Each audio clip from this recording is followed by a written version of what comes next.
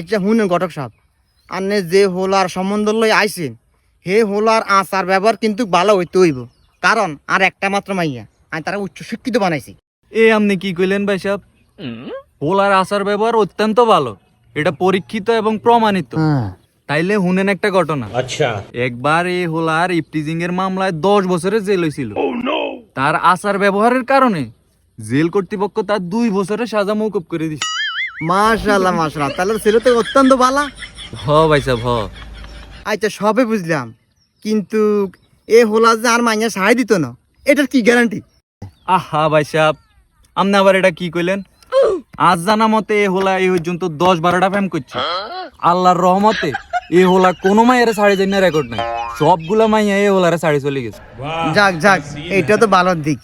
আচ্ছা শুনেন ঘটক সাহেব, কথা তো এইটা না, কথা হইলো এই পর্যন্ত আমার মেয়ের 10 জায়গা বিয়ে দিছি, কোনো জায়গা দিয়ে ঠাই হয় না। 10 জায়গা তো নিজেরা হার করে দিছি।